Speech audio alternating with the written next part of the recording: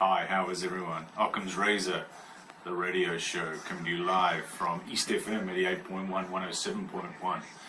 An irreverent look at the paranormal. I'm Jim Birchall. He's Marc Coppell. We're going live in 4 minutes. Streaming through TuneIn app or eastfm.nz. If you're a local, 88.1, 107.1 East FM.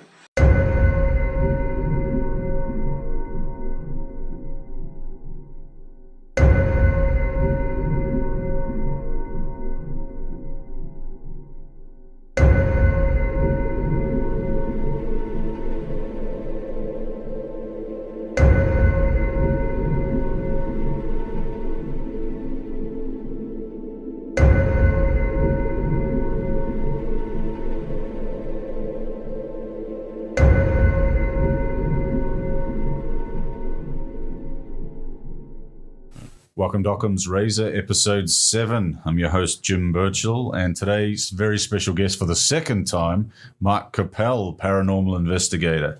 How are you today, Marc? Very good. Thanks, Jim. It's a bit soggy outside, isn't it? Yes, that's the nature of Auckland weather. Nature of Auckland weather. We're broadcasting live from Auckland, New Zealand. If you haven't heard the show before, it's basically based on the law of parsimony. So Occam's Razor means the most likely explanation is usually the correct one. And that's what I try and determine on this show, but it doesn't always go that way. Today, Marc, who is an experienced paranormal investigator, he lived in the US for 20 years and has been doing inquiries into the unknown for the past 10. I was very interested. He mentioned to me he had visited the Skinwalker Ranch. Now, it's in Utah, isn't it? That's right. It's in northeastern Utah. Northeastern Utah. For those who don't know, the Skinwalker Ranch is an area purported to house paranormal activity, everything from UFOs to Bigfoots to apparently giant wolves manifesting and things like that. So, as you can imagine, this really sparked my interest. And that's why I've got you back again, Marc, because you're a relative fountain of knowledge on all things paranormal. So you've obviously visited Skinwalker Ranch. Tell us about it, who owns it, and the history. Well, it's been owned by different people over the years. I went there in mid-2013 with my then girlfriend. I had heard about it through, I believe it was George Knapp, the investigative reporter with KLS TV in Las Vegas. Now, he was the one who blew open the Bob Lazar thing in the 80s, didn't he? That's right, yes. Okay. So it was owned, the Skinwalker Ranch is in the what they call the Uinta Basin, surrounded by these beautiful mountains. There's also oil fields around there. When I was there, I could kind of smell the oil in the air. Sure. And there's a lot of like dinosaur kind of fossils and that, kind of interesting. So it's a prehistoric area. Oh, for sure, yes. Yeah, it's got some valuable minerals as well that are very rare as well. That was very well sought after in history. I can't remember what the name of those were. It was so anyway. The Skinwalker Ranch area does have quite a history with UFOs and very strange things, creatures, ghosts. There were are these local legends, or are they just documented cases, or what's happening? There's a combination of both. Yep. There was a school teacher. Well, there's a school teacher by the name of Junior Joe Hicks, as he's known. He's I believe he's a science teacher, but he had gathered some 400 or so incidents of UFO sightings. These were like major ones where they had been seen during the daytime landing on the ground, and also occupants of these craft being seen. And many of it's just a small community over there. And so he had registered all of these incidents, went and interviewed people. He had gained a lot of trust with the people there because he was a local. And so people feel like they could go and talk to him about these things, what they'd seen. Sure. Okay. Was he a Native American or? No. I believe he was LDS or Mormon. I believe he. Okay, because we're in Utah, aren't we? That's so right. That's dominated by. Right. That's the stronghold there. Sure. And the stories coming out of this emanating from the area we now know as Skinwalker Ranch. Do they have a timeline on them? Are they just in recorded history, or is it more of a recent phenomenon, or is it ancient sort of stuff? Well, the thing that really broke the story on that area was back in 1994, there was an article published in the Deseret News, which is a local newspaper over there in was it Salt Lake City? A story on this haunted ranch that strange things were happening, like cattle mutilations. Cattle mutilation seems to be a recurring theme in anything UFO, doesn't it?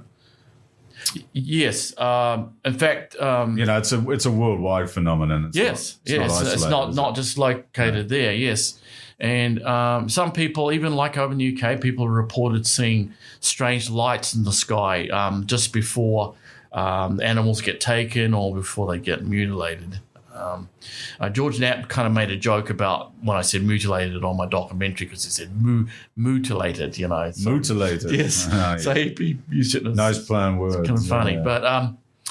Yeah. But there's a lot. It's pretty much what is called the Area 51 of the paranormal.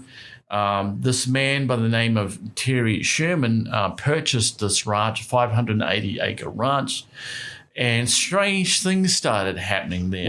When did he purchase it? It was in the 30s or 40s? No, this was pretty recent. Oh, was it? Okay. Yes, this is 1994. Had it been with a family in the past for quite some time? Is this what I seem to recall? Yes, with the Myers family. I don't know very much about them. Okay. I guess that we're pretty tight-lipped about anything. George Knapp and Colm Kelleher, who was one of the research senior scientists that was there, studied what went on. They co-authored a book called Hunt for the Skinwalker, which actually logged a lot of what happened there by locals and also by the farmer himself, Terry Sherman. Okay. Now, of course, he uses an alias in his book. And why does he use an alias in his book? Well, he just promised Terry that he would try to protect the family from any negative notoriety. Mm-hmm. They already had suffered a lot of backlash from people making fun of them. And, of course, if there's a haunted ranch, it's just the old story of ridicule. You see something spooky in the sky, and you don't want to tell anyone because they'll point and laugh at you. Yeah, pretty much that. And small town living, right? Oh, yeah, similar to here in New Zealand. Yeah, exactly. Okay, did you? You visited the place yourself, Skinwalker Ranch. I assume you can only really get to the outer limits, the perimeters of it? Yes, it's, as I say, it's Area 51 of the paranormal. One of the reasons is because it is patrolled 24/7 by ex-military guards, armed guards who patrol the perimeter to keep trespassers out and curiosity seekers. Now, there's a lot of people that have heavy interest in this, and so some people try to and do occasionally trespass the property, and it caused a lot of trouble for the caretakers of the ranch who sort of took over after it got sold off. So people like you sort of jump in the fence and look around. I did everything legal. I was always on public land. Some of the land that I was on, like on the front gate, they actually bought out. Robert Bigelow at the time had bought out the public road. There's a little stone road that goes up to the gate. At the time they had concrete barriers to slow any vehicles coming down, and basically it's similar to like in Area 51 where you get the guards will steer you down, they'll try to scare you off. They sent dogs out at us. So it's passive aggressive sort of security. Yes, for sure. Yeah, they're saying don't come in because bad things will happen to you. Yes, and so don't push your luck. Well, they don't know what could happen with this phenomenon, whether it might actually harm people. It has actually killed animals, taken animals. Mm-hmm. Very bad things have happened in the past. Not to humans so much, but more so like animals, dogs, cats. Now, this book and associated stories obviously inspired Robert Bigelow of Bigelow Aerospace to buy the property. Did he buy that sort of in the mid-90s around there, or was it a later acquisition?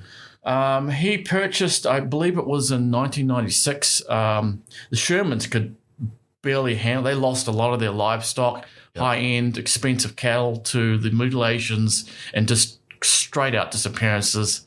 The hoof prints would actually just disappear in the snow. Was there any investigation into just cattle rustling or anything like that? I believe that some of the police had looked into things in that area, and also in other areas just up the road.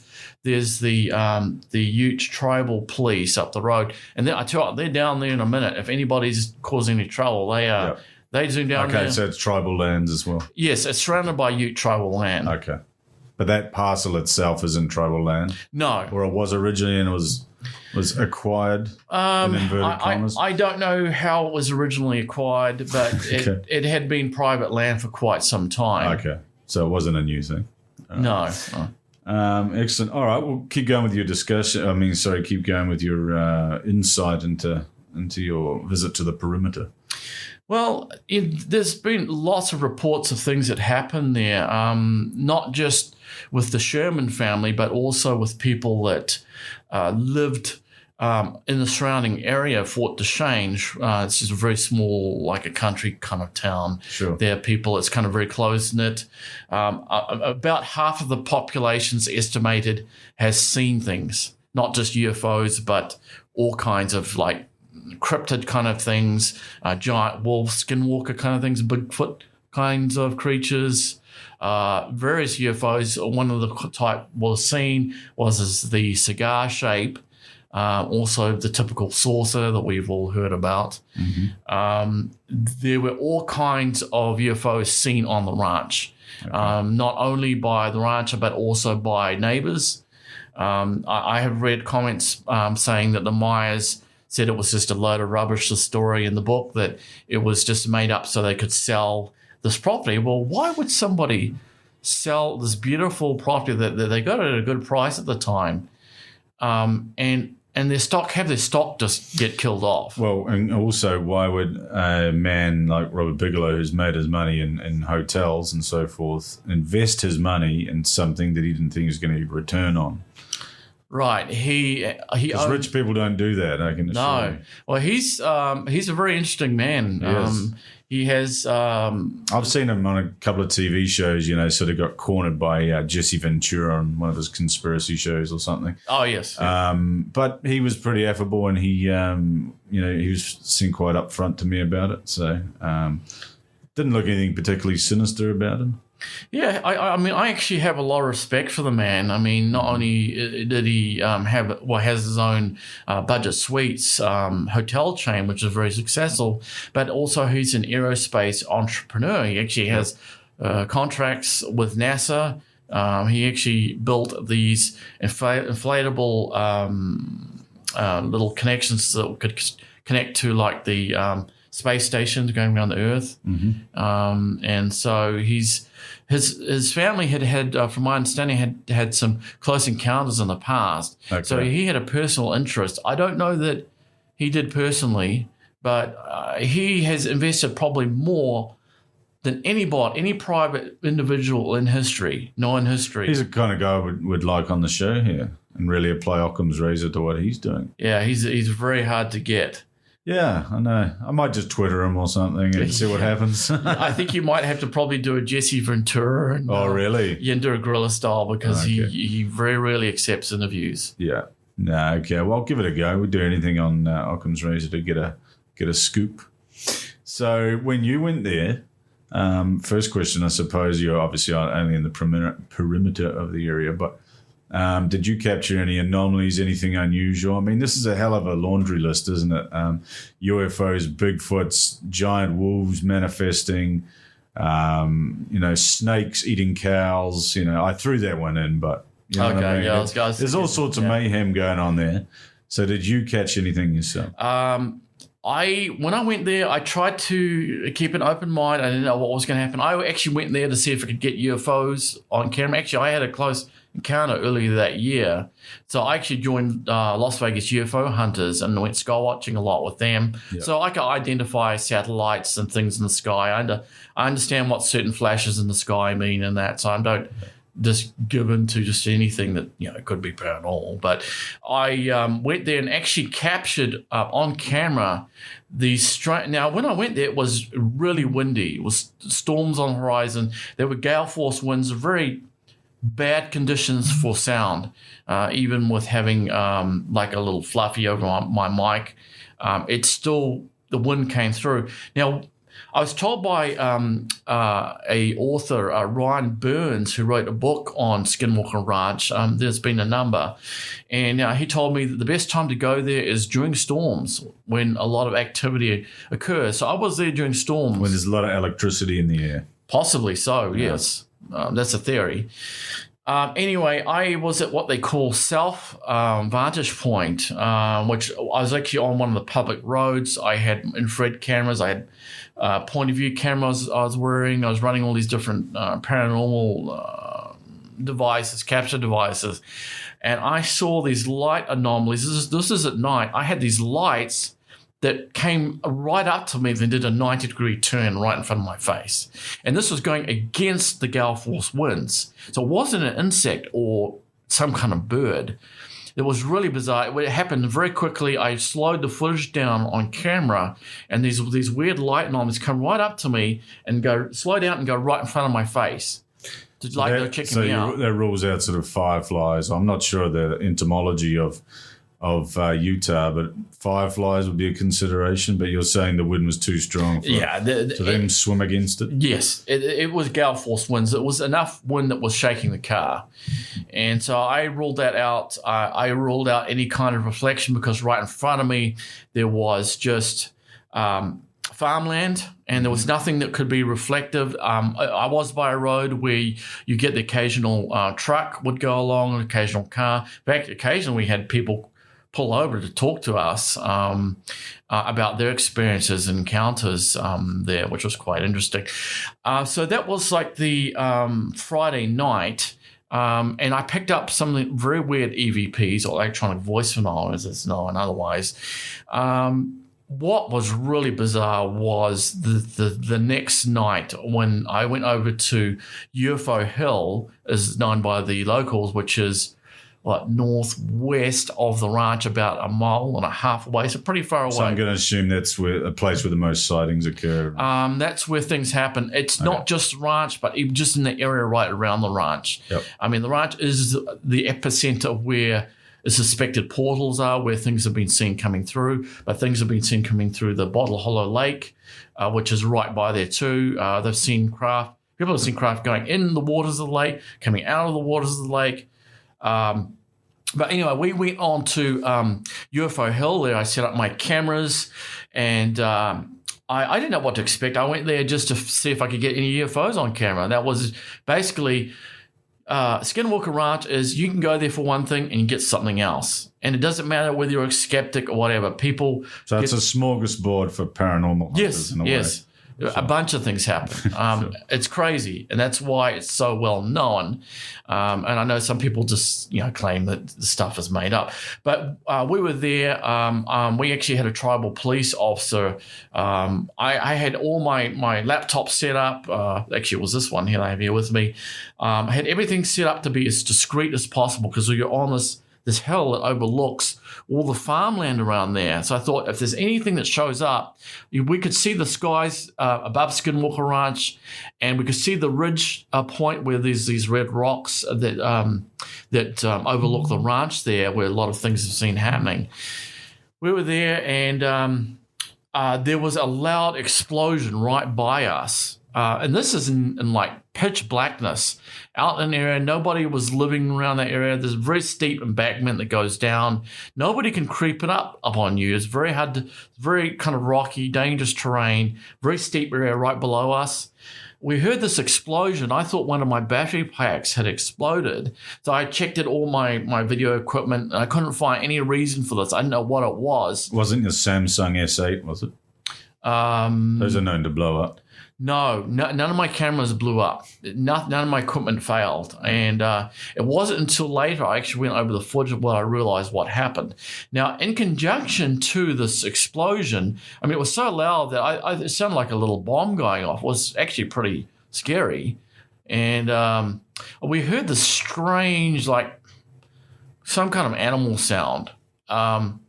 If you can imagine, it sounds funny, but if you can imagine like a Chewbacca kind of sound, it's kind of, I'd say kind of like that. So one of those sort of classic guttural noises they hear out of Bigfoots and stuff. It was bizarre. It was really bizarre. Michelle, my girlfriend at the time, heard it. And it was pretty eerie being up there. I caught it, the sound on my audio. What sort of wildlife do they have in the area? What could it be attributed to? Well, there's coyotes. I mean, I listen to different footage. Because coyotes can sound pretty spooky, really, if you're listening for something, can't they? Well, yes, you're right. They communicate with each other over long distances, don't they? So that's they have those big long howls. Oh, yeah. Yeah. Well, I've listened to that. I also had placed the footage up on YouTube. There's well over 250,000 people that have listened to this footage. No one's come up. To be honest, I'm experienced with the wildlife in the area. I did live in Provo for a little bit when I was going to university, but nobody has come up to me and said, hey, this is what the sound is. We've ID'd the sound. Nobody has. Yeah. It's kind of similar to some of the stuff going on in my research area here in New Zealand. Very, very weird stuff. Okay, that sounds fascinating. Honestly, I'm just sitting here just going, wow, how can I visit? Is there tickets? Can we get in? Probably not. The Robert Bigelow had bought the ranch off the Shermans. He got a really good deal on it. Then he sold it again recently for, I think it was about $4.5 million. He made a huge profit, almost like here in New Zealand, in Auckland, the housing. But now, from what I've read, his scientists basically brought in the best of the best to, see if there was any validity to any of the claims in the area. Their research was a bit inconclusive, from what I've been told. They didn't really determine too much, but the general consensus was that it's a place where weird stuff happens, and they can't quite explain why it happens. But from pure scientific point of view, they didn't collate enough evidence to convince Mr. Bigelow to keep the land and not sell it for a $4 million profit. Well, I don't know. Maybe he just wanted to continue with his space work. Mm-hmm. I suspect that he may have been interested in technology, ET technology. Mm-hmm. I mean, heck, can you imagine the advantage of technology that could be, who knows how far advanced ahead of us, how useful that would be in the aerospace industry? That's a suspicion. Yeah. But I think, I had a personal interest as well. Sorry, what was the question? I sort of lost train of thought there. So did I. I should have trailed off on something else. That's okay. Basically, we're talking about Robert Bigelow and his scientists that he had on board. Yes. Not really determining anything. And then him selling the ranch. You could see from a skeptical point of view how that would look. We didn't find anything because it was a load of rubbish, and he's a smart businessman, and he's decided just to sell the land at a huge profit. Well, he put a lot of money. I mean, he had people like former astronaut Edgar Mitchell, Jacques Vallée, people that PhD level scientists across the science spectrum, and they did use the scientific method. But the problem is with this is maybe it's outside the scientific method. It doesn't work when you're dealing with things that are aware of you or more intelligent. But isn't that just a convenient excuse as well? Well, you could say that, but anything. What do you think? Well, I think that anything that's very well aware of us and doesn't the phenomenon does not want to be recorded, and I feel that you've got to connect on a spiritual, empathetic level. See, they were doing a very clinical way.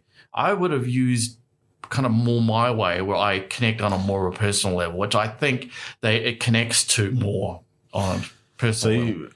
You're saying like these beings, you have to connect with them, empathetically. So are you saying that's because they're more of a spiritual thing? They're like, more apparition based, or are they interdimensional beings, or are they aliens that only communicate with us through, ESP and that sort of thing? Well, Jacques Vallée. Sorry, who's Jacques Vallée? Well, he's worked with, I'm trying to remember his name, the Hynek, Alan Hynek, J. Hynek, worked for the U.S. government as, I believe, the chief astronomer, some major role like that. Jacques Vallée had worked with him. Basically, he started out as a skeptic, investigating all these UFO reports, trying to write them all off, and began to realize after a while that there was like about 5% of these cases they could not explain with weather phenomena, anything that's astrophysics. So Jacques Vallée has written some books on the subject. He has done a lot of investigating. He was one of the people that were involved with the NIDS, they call them the National Institute for Discovery Science. Quite an impressive amount of science that had been put into this. I mean, like unlike anything else done on a private level. Mm-hmm. But Jacques Vallée, he feels that a lot of what's going on, there's a psychic aspect that somehow this phenomena is connecting with people on a deeper level. Okay. And to a certain people to certain people that are sort of considered empaths, or? I mean, possibly. Some people are more sensitive to this force, for lack of a better word. It seems like some certain individuals are more targeted by ETs, by abductions, so to speak. And if they're targeted once, they're targeted again. Yes. Hence, when you hear these abduction stories, it's not the first time they've been probed, is it? Right. Well, I had been contacted by one of the witnesses to the Fire in the Sky event over in Arizona. Probably know of Travis Walton. The abduction was taken, was it 5 days? Yep. One of the witnesses... He had missing time or something, yes, didn't he? Yeah, he did. Yeah. And they thought that the police thought that he'd been murdered or foul play, and they'd done lie detector tests. But anyway, one of the people that witnessed the abduction, he had come to me. He didn't give me permission to share his name, but he's told me that he's had ongoing contact at him and his daughter, and they were having this weird kind of like hieroglyphics on their skin. They came to me, and I said, look, so I don't really have experience with ET kind of stuff. I don't feel like I'm capable of helping with it. I actually put them on to Dr. Barry Taff, who's a well-known parapsychologist who has a lot of experience with poltergeist cases, but also some alien abduction cases as well. Very interesting. But he told me he'd actually, this guy had gone out to the ranch, up to the front gate, but he... very interested, like me, kind of very passionate. Yeah. But things do happen. It seems like once it plugs in, even George Knapp mentioned this, there seems to be a piggyback type effect that once it's touched you in some way, you are likely to have other events throughout your life. It may come up as different things. Okay. I really want to go there now. You've just given me just all this hope that I'm going to see all this cool stuff. And well, it does react to people that visit. Yep. But then you get people like George Knapp, who's been out there. He's never seen anything. They put him out there in the middle of the night in the field where all these cattle mutilations have taken place, and he's never had anything. Well, maybe it's a pre-selection process, where certain people can see these things and certain people can't because they've been, microchipped by aliens. What do you think of that idea? You don't know? Or it could be more of because as you mentioned, connecting on a sort of spiritual level or scientifically a frequency, maybe some people's frequency is just more in tune with the frequency being output by whatever this omnipotent sort of being is, or omnipotent beings. Well, I think so. I think that's quite a valid point that people are connecting on a deeper level, whether they know it. We can talk about extrasensory perception. Sure. Dr. Barry Taff has done studies into that, showing that yes, there are certain individuals that are very sensitive. We actually had this discussion on a previous show we did on psychics that I hypothesized that some people might. We were talking about psychics, and the determination was most of them are charlatans, but I think some of them are charlatans, but at the same time, I think there's people who genuinely believe they have this ability.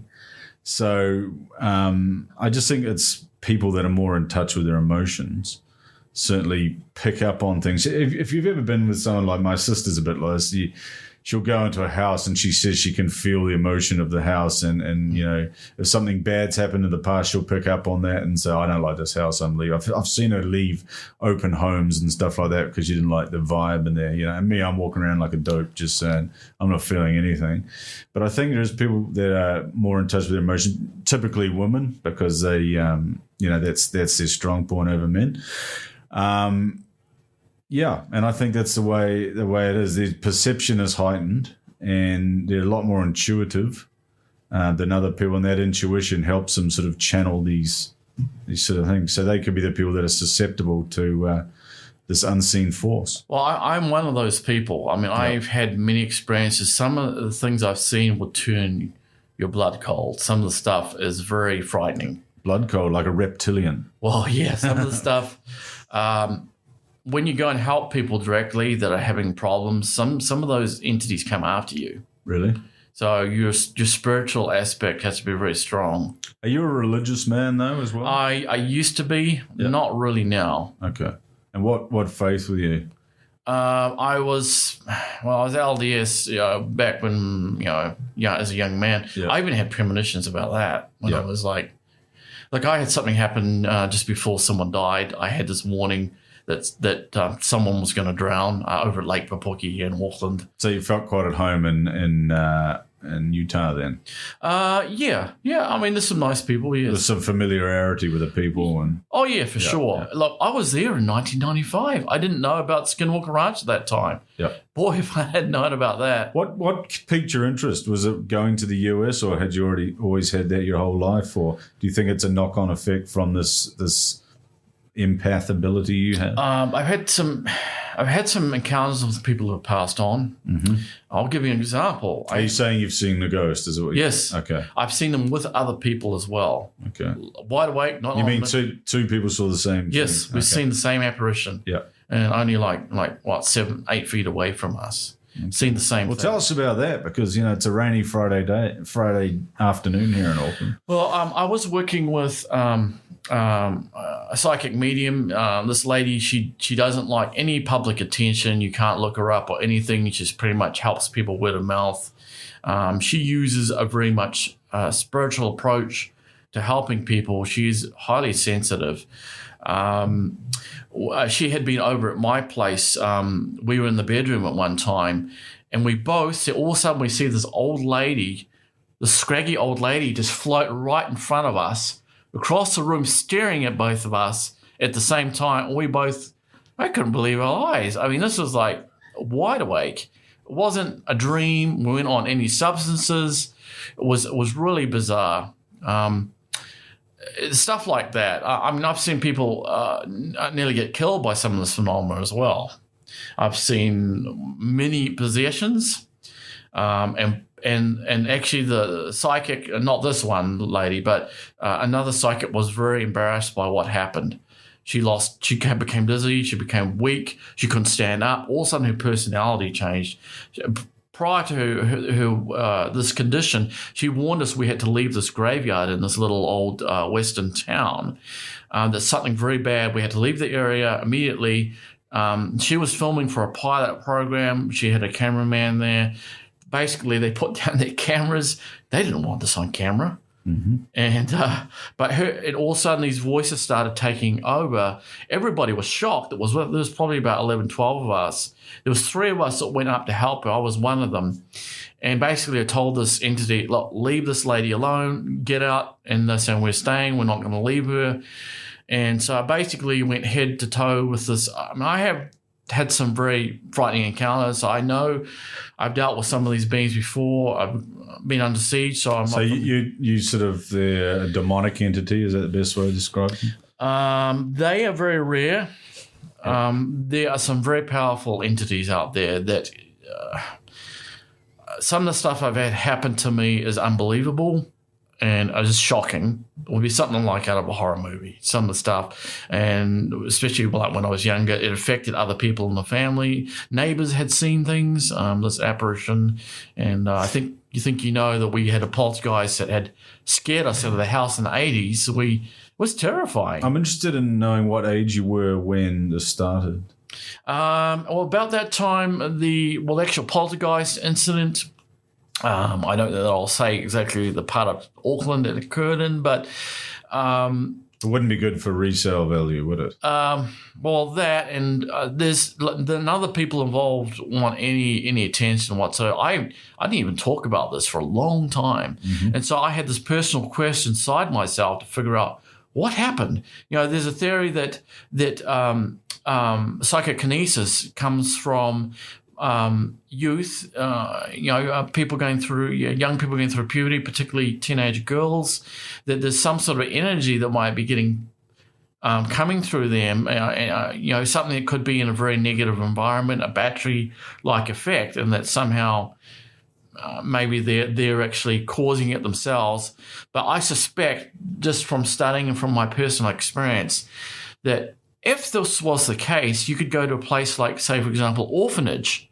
Now, you would think that, yes, troubled youth, a lot of troubled youth in one place, that you would be getting a lot of that kind of stuff in those kinds of environments. But you don't really hear of things like that.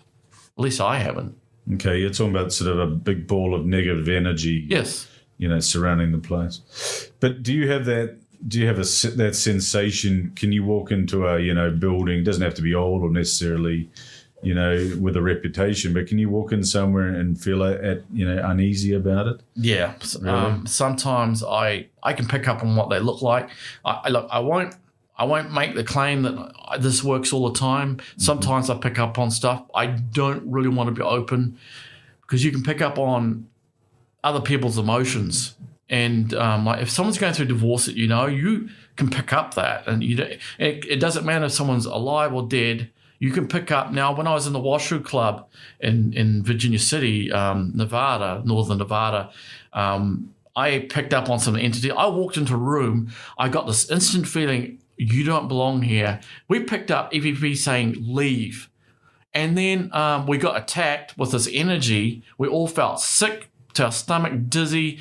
Something grabs me, my trouser leg, on camera, and actually gets caught on camera, pulls my trouser leg. I had an infrared camera. My kids were shocked. They saw this. I was standing in the middle of this room. I had this feeling that I walked into a room where they were playing like a card game or something. I had this feeling I walked in, when you walk into a room, all of a sudden people are looking at you. I had this weird feeling like, I was like embarrassed kind of feeling. Yeah. But this thing grabs my trouser leg on camera. You can see that, and you could hear the words like "leave." I did some test questions like, "What's the name of this place?" And they said Washoe. I got instant responses: intelligent, haunting. So sometimes I pick up on stuff. It does not happen all the time, and you pretty much, for me, I have to task myself to that.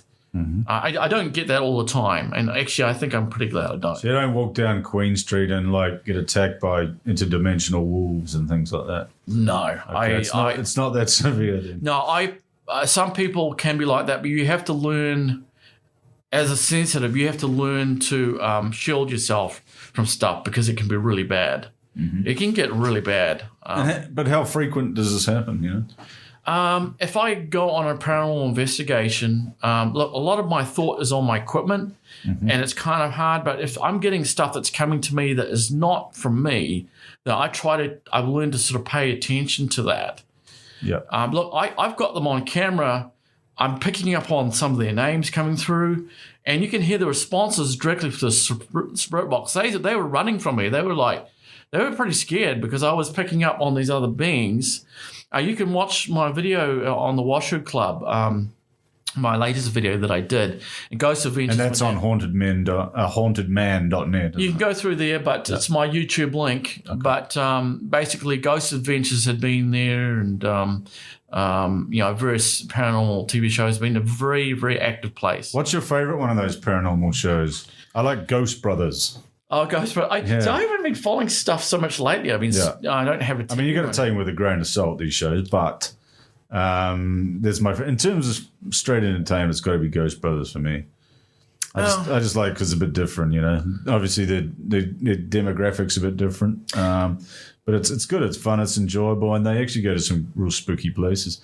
Every time they go to a plantation in Florida, I almost sort of crap myself basically because it's there's always spooky stuff happening. You've been to Florida, like to a plantation? I haven't been over Florida, no. Or Georgia, or anywhere down south. Anyway, yeah, I've been to some of like around Mississippi, but it wasn't really for paranormal related stuff. Yeah.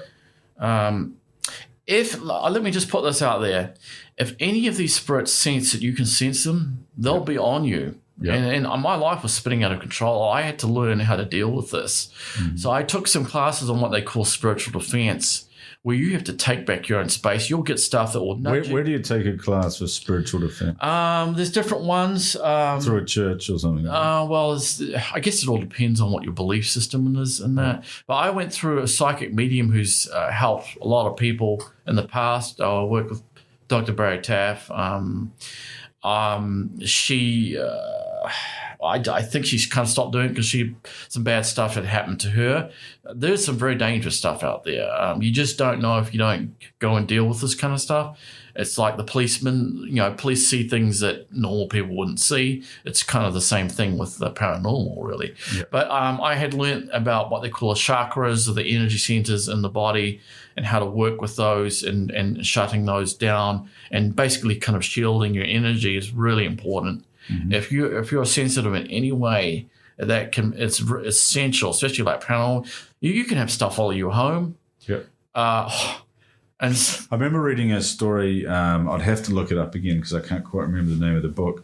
But basically, a family was sort of under siege by a sort of a poltergeist, and they said, "Oh, we're out of here. We're selling this house and moving on." But then the ghost moved with them. It's quite an interesting phenomenon, isn't it? Well, that happens a lot. It does. The people get followed, and so a lot of people just are really embarrassed to talk about it. Mm-hmm. Unless they're comfortable talking with you personally. I bet that anybody that's listening to this right now, people have seen ghosts. Mm-hmm. Now, they may not tell you about it, or they're too embarrassed to talk about it. Like some of my family members have had similar stuff to me, in some ways worse, but they don't want to talk about it because they're with someone that's a total skeptic. They don't want to be made fun of. Mm-hmm. But yes, this happens quite a bit. People get followed.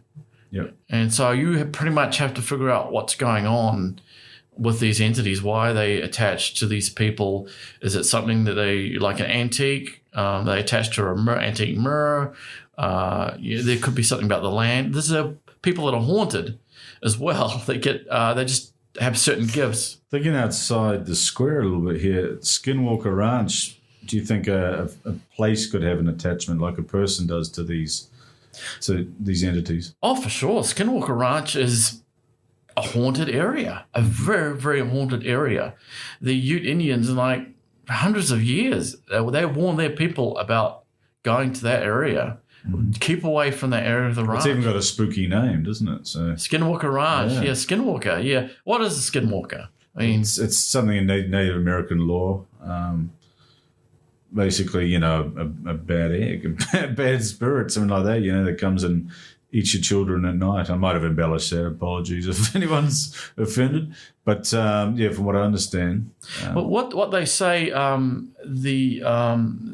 according to legend, they come through the Navajo people. The Navajo mm-hmm. Indians, them and the Utes, they fought, and the Navajos didn't fare very well.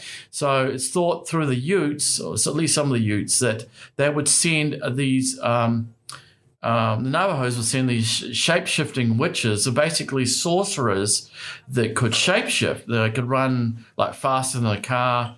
A lot of the people are very, I've never had an experience with anything like that. Like, there's some thoughts that they could be Bigfoot related. The thing about the theory behind skinwalkers is that you can never trust them because they're self-serving, very evil and self-serving. So you could never trust them being loyal to you to take vengeance on any of your enemies. What's the name of the giant bird? Is it the Thunderbird that the Native Americans have? Oh, yes. I don't really know much about them. There's been stuff that has flown past, like Gwen, I think her name's Gwen Sherman. There's these big things that flew past her. I mean... That was the rancher's wife at Skinwalker. Yeah, okay. That's right. Not only did they have UFOs, they had these things like dinosaur footprints or dinosaur-like footprints in that they had found. There were perfect rings on the ice in the creek and that. Just a lot of really weird stuff. I mean, and was this stuff prehistoric or is it sort of more recent tracks? Or recent? I mean, there's that huge wolf that looked like a wolf that had been extinct for some 10,000 years. Terry could have been a Nazi experiment on it. Episode 5 of Occam's Razor. We talked about Nazi science and their preoccupation with bringing back ancient beasts or genetically modifying beasts to make them useful in battle, effectively. Yes, I've heard about the Nazis. I'm just wondering if this giant wolf has any correlation with that. Well, I suspect there's, it's just a personal opinion that stuff's coming through these portals. Mm-hmm. There's at least 2 portals. Craft have been seen with a different sky, like the ranch has seen them. The sky open up, craft would come through. Even some of the scientists saw stuff. Mm-hmm. Hard-nosed, skeptical scientists saw stuff. Yeah, and these guys, like I take my hat off to them because they put their reputation online. Most scientists will not even touch this subject with the barge pole. Well, I mean, they've got that peer review pressure, don't they, scientists? Yes. And it's like not like someone me who's a bit out there. I'm happy to say if I saw a UFO, Bigfoot, giant wolf, anything like that manifesting, I'd be all over the airwaves, telling everyone and posting it on Facebook and Instagram and all sorts of carry on, and wouldn't think twice about it. But a lot of people are a lot more conservative and would rather keep their thing to themselves, which I think is dumb because we're in 2019 now. There's a lot of loonies out there. People aren't going to point and laugh if you say you saw a UFO. Well, you know what I think too. There's another reason behind it. It's because of our psychology. Yeah. Our rules in us as psychology, like you can be committed if they think you're a danger to yourself or a danger to other people. Yep. And some of the questions they can ask you to indicate psychosis is, 1, are you gifted? Do you see things that other people don't see, like hallucinations and quotations, in other words? Yeah. So people, there's also that fear. So the mental health element comes into yes. It. Yeah. So it's like something happened in the place where I'm living. There was a lady that set the place on fire, and she was screaming, attacking her boyfriend. I believe it was her boyfriend. He thought she was possessed.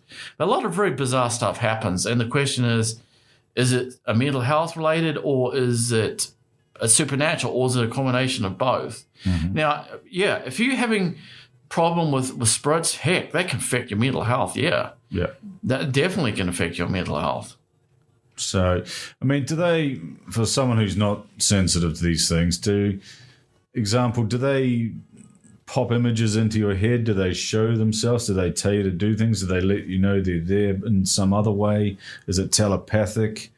How do they communicate? There's a variety of ways. Like I've had one put its finger through my arm. I felt something, and it came out in the pressure of a finger on my right arm. Really? I've had, and some of the effects can be very physical. Like, for example, having been with one of the teams I was on, the director, we were in a residence, and he's a big guy.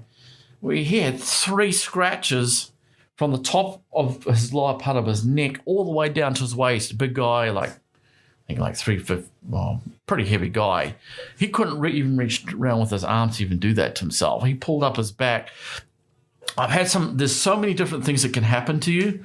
So anytime people go and do this kind of stuff, you have to take it very seriously because there's a number of things to happen.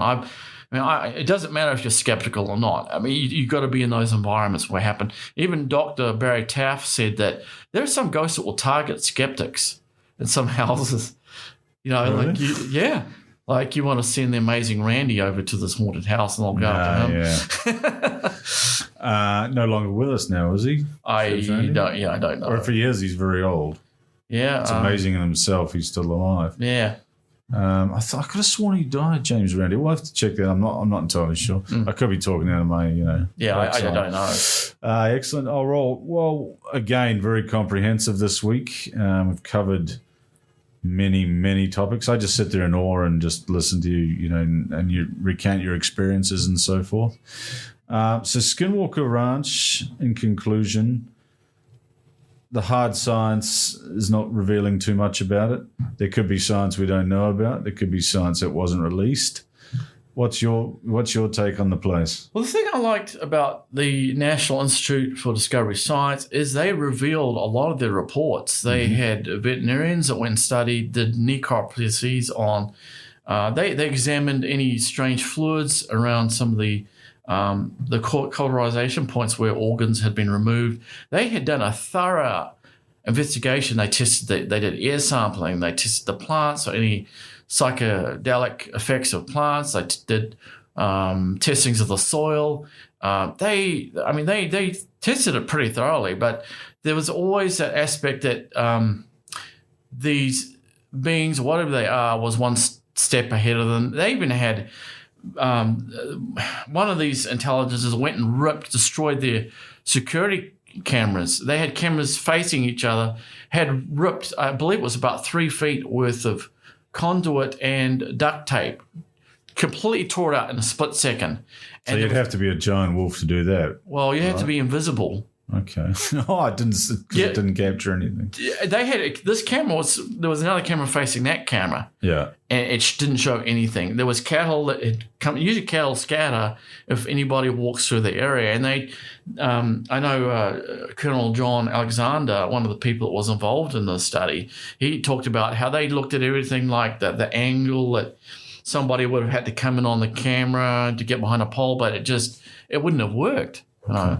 So it was really interesting, but I think that it's got a very solid course for paranormal, considering all the many, many people. And the new landowner, what are they doing with the land?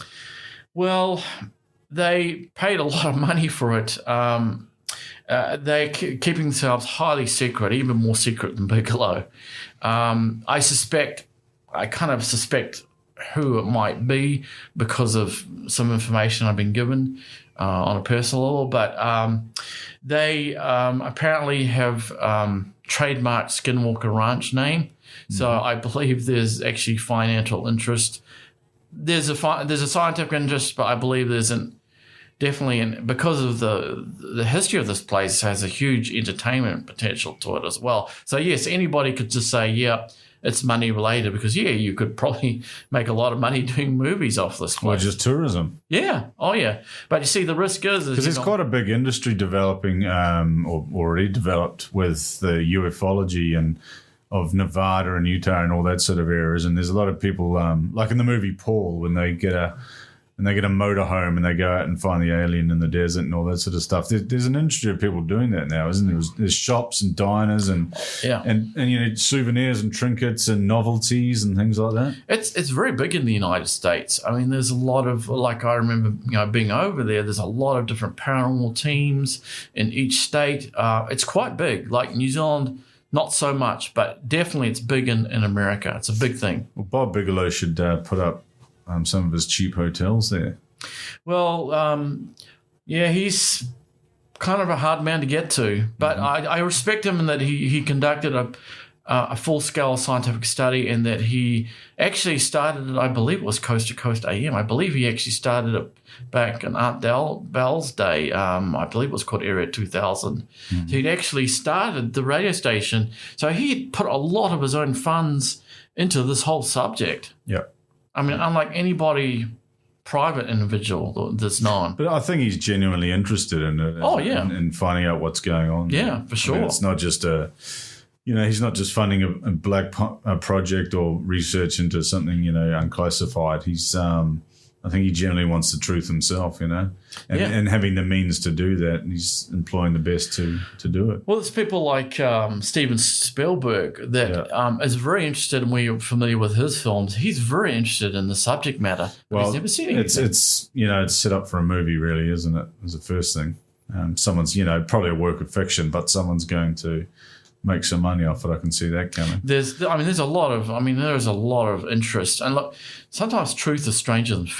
Mm-hmm. The very bizarre stuff does happen, and getting it on camera. See, that's my goal: is getting stuff on camera. So, give people your YouTube address again. The best way is to go through hauntedman.net, and at the top I have a YouTube link. You can go through there, and I've got a variety of videos. You can see people. We'll put a link up to it on the Occam's Razor pages as well. Yeah. But there's people nearly getting killed in a mine, and some major stuff. But I'm very interested because of my own personal history. Yeah. No, that's awesome. Thanks for coming on again, Mark. No, thanks for having me. It's Marc Coppell, episode 7, Occam's Razor. Join us next time where we have Roger Stankovic from MUFON, the Australasian director of the Mutual UFO Network. He's been on the show before, but he's got some big stories to talk about.